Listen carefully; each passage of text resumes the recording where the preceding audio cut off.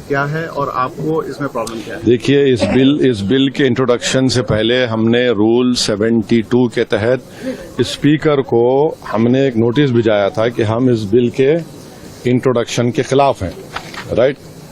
और हमारा मानना यह है कि ये जो बिल है आर्टिकल 14, 15 और 25 का उसके प्रिंसिपल्स का वायलेशन करता है। ये बिल बेसिक स्ट्रक्चर जो संविधान का उसका वायलेशन करता है और खास तौर से जुडिशियल इंडिपेंडेंस का और सेपरेशन ऑफ पावर्स का ये वायलेशन करता है। अब इसमें सबसे अहम बात यह है कि जो वक्फ बाय यूजर का सेक्शन 3RI है उसको ये कह रहे हैं कि वक्फ बाय यूजर को हम निकाल देंगे। कैसे निकालेंगे, क्यों निकालेंगे? आप इसलिए निकालेंगे ताकि आप जितने मस्जिदों पर RSS का दावा है वो छीनना चाह रहे हैं, आप जितने दरगाहों पर राइट विंग हिंदुत्व ऑर्गेनाइजेशन का दावा है, जैसा अपने मुंबई में हाजी मलंग की दरगाह है, छीनना चाह रहे। वक्फ बाय यूजर का आप निकाल कर बोल रहे हैं कि डॉक्यूमेंटेशन लेकर, भाई 400 साल का डॉक्यूमेंटेशन रेवेन्यू साथ नहीं निकलेगा तो क्या करेंगे? आप दे देंगे क्या? चेंज कर देंगे? ये एक सबसे बड़ा डेंजरस जो उसमें सेक्शन है। दूसरा, उसमें वक्फ अल औलाद का क्लॉज 4 का है।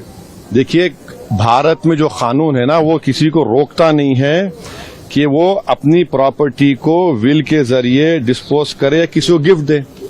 तो वही कोई मुसलमान अगर अपनी औलाद के लिए वक्फ कर रहा है तो इनके पेट में दर्द क्यों हो रहा है?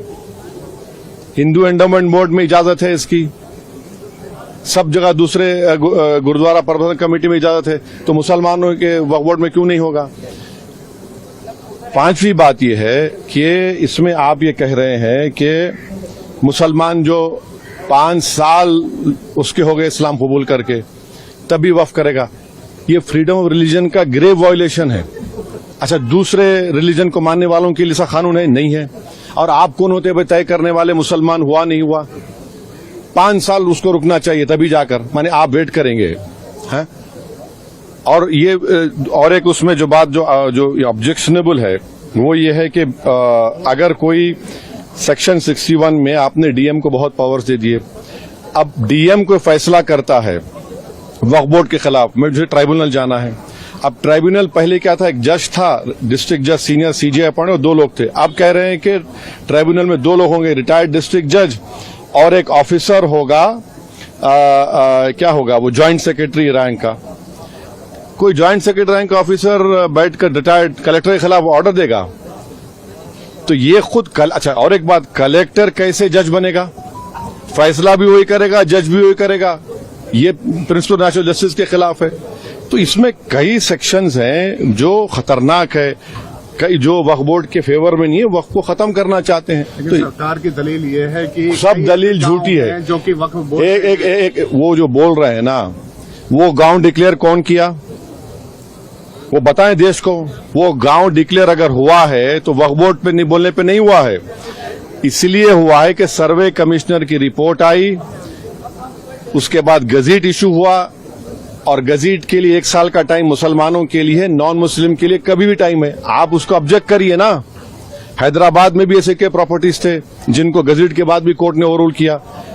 आप मिसालें दे रहे हैं। ये सुनेरी बाग की मस्जिद का अगर डॉक्यूमेंटेशन लाओ कहां से लाएंगे बताइए? मेरे पास तो मंत्र शंतर नहीं है कि 200 साल पुराने के मरने वालों की रूहों को बुलाकर मंत्री जी के पास ले जाऊं कि देखो ये रूह है और ये कह रही है कि वक्फ है। ये क्या बात कर रहे हैं? तो ये लेजिस्लेशन नहीं है वक्फ को बुलडोज करके खत्म करने का, मुसलमान ज्यादा तो लूटने का है। जेपीसी को गया है, आप लोग विरोध कर रहे थे, आपको लगता है कि जेपीसी से ये अभी इतना जल्दी बोलना गलत होगा। जेपीसी का भी स्पीकर साहब उसको बनाएंगे, क्या होगा देखते हैं।